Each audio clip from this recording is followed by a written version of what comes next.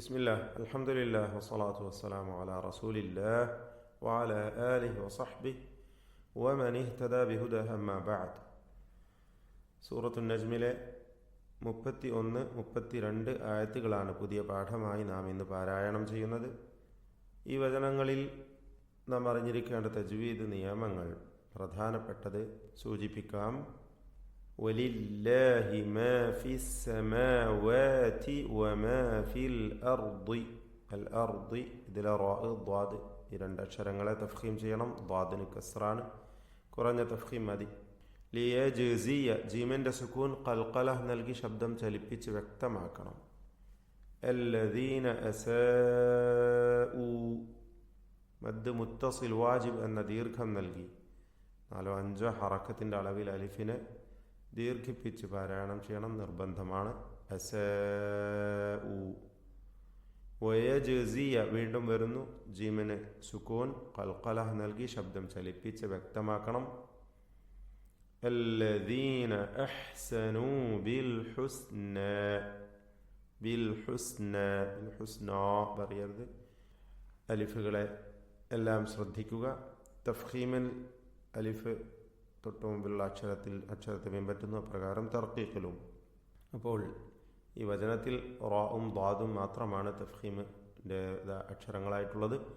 ബാക്കിയൊക്കെ തർക്കീഖിൻ്റെ ഇസ്തിഫാലിൻ്റെ അക്ഷരങ്ങളാണ്. അടുത്ത വചനം الذين يجتنبون ജീമിൻ്റെ സുക്കൂൻ ഖൽഖല നൽകി ശബ്ദം ചലിപ്പിക്കുക, വ്യക്തമാക്കി ഉച്ചരിക്കുക. കബായിറ ഇതിൽ വരുന്ന ദീർഘം മദ് മുത്തസിൽ വാജിബ് എന്ന ദീർഘമാണ്. 4-5 ഹറക്കത്തിൻ്റെ അളവിൽ അലിഫിനെ ദീർഘിപ്പിക്കൽ നിർബന്ധമാണ്. കബായിറൽ ഇസ്മി ൻ്റെ ഉച്ചാരണം പ്രത്യേകം ശ്രദ്ധിക്കുക. അൽ ഇസ്ം.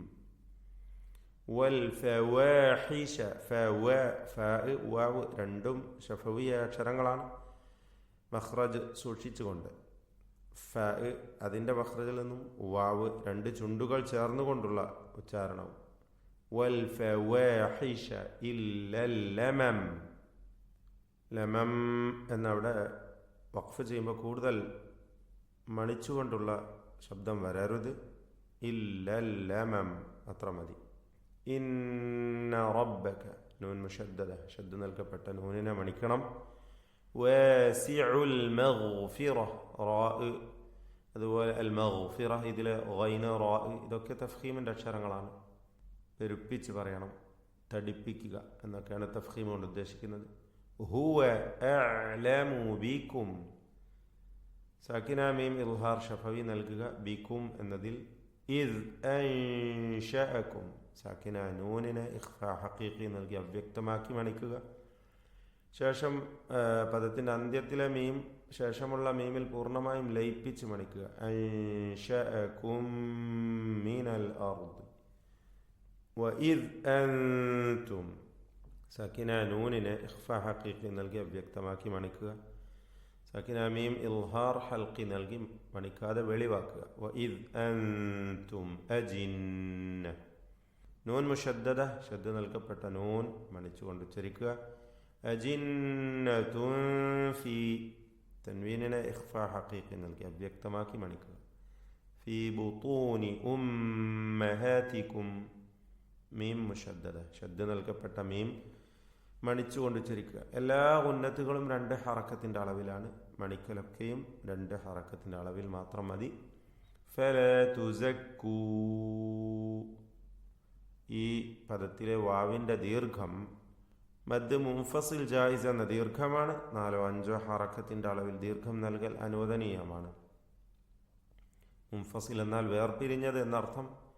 വാവും അംഫുസക്കും എന്ന പദത്തിൽ അടുത്ത പദത്തിൻ്റെ തുടക്കത്തിലെ ഹംസയും ഇങ്ങനെ രണ്ടും വേർപിരിഞ്ഞ് വന്നതാണ് ഇതിന് കാരണം. ഹർഫുൽ മദ് ദീർഘാക്ഷരം ശേഷം ഹംസ ഇവ രണ്ടും വേർപിരിഞ്ഞ് വരിക, അവിടെയാണ് മുൻഫസിലായ ദീർഘമുണ്ടാവുക.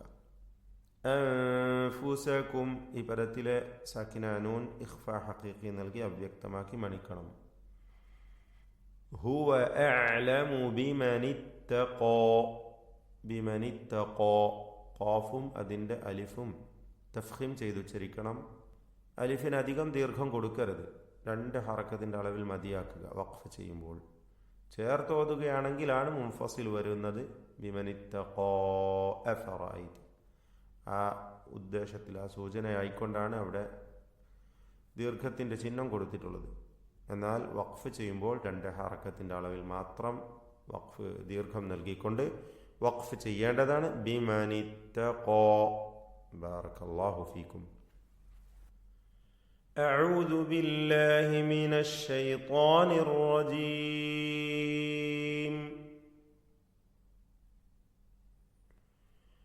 ولله ما في السماوات وما في الأرض ليجزي الذين أساءوا بما عملوا ويجزي الذين أحسنوا بالحسنى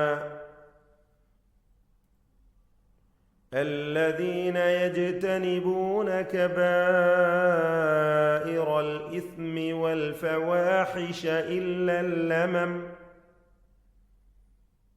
إن ربك واسع المغفرة هو أعلم بكم إذ أنشأكم من الأرض وإذ أنتم أجنة في بطون أمهاتكم فلا تزكوا أنفسكم هو أعلم بمن اتقى